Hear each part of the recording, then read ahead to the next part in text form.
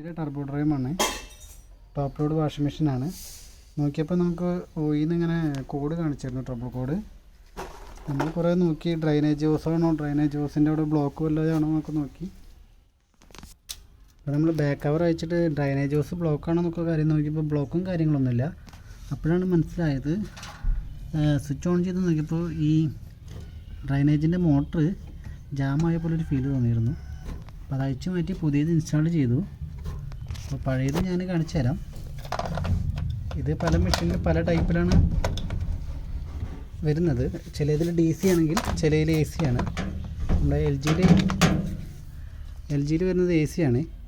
അപ്പോൾ ഇത് ഓൾറെഡി ഇത് ഞാൻ റിപ്പയർ ചെയ്യാൻ നോക്കിയതാണ്, പക്ഷെ നടക്കണില്ല. അപ്പോൾ അത് റിപ്പയർ ചെയ്യാൻ പറ്റാതായപ്പോൾ പുതിയത് പോയി വാങ്ങിച്ചതാണ് കേട്ടോ. ഒന്നുമില്ല, നമ്മൾ ജസ്റ്റ് അത് അഴിക്കുക, കിടത്തിയിട്ട് മെഷീനവിടെ കിടത്തിയിട്ടതിന് ശേഷം അഴിച്ചിട്ടിട്ട് ബോൾട്ട് അയച്ചതിന് ശേഷം പുതിയത് ഇൻസ്റ്റാൾ ചെയ്യുക, പ്ലഗ് ചെയ്യുക. വേറെ പ്രശ്നങ്ങളൊന്നുമില്ല. ഇപ്പോൾ ഞാൻ മെഷീൻ കാണിച്ചു തരാം. ഡ്രൈനേജും കാര്യങ്ങളൊക്കെ പക്കയായിട്ട് വർക്ക് ചെയ്യുന്നുണ്ട്.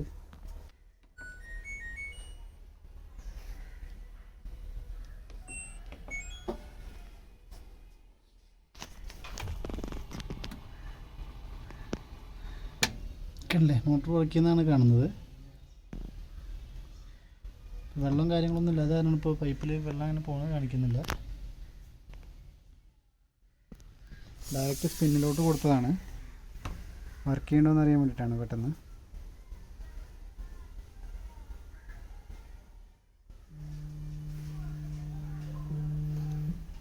പൾസേറ്റർ ഞാൻ ഫിറ്റ് ചെയ്തിട്ടില്ല, അതും കൂടി ഫിറ്റ് ചെയ്യാൻ അതും കൂടി ഫിറ്റ് ചെയ്യാനുണ്ട്. അപ്പോൾ അത് കണ്ടില്ല, സ്പിന്നായി തുടങ്ങിയിട്ടുണ്ട്.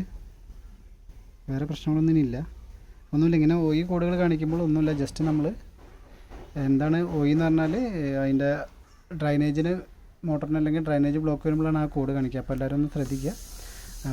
ഏതാ ഡ്രൈനേജ് അയച്ച ബ്ലോക്കൊന്നും കാര്യങ്ങളില്ലാന്നുണ്ടെങ്കിൽ മോട്ടറൊന്ന് ചെക്ക് ചെയ്തതിന് ശേഷം ആവശ്യമെങ്കിൽ അത് റീപ്ലേസ് ചെയ്യുക.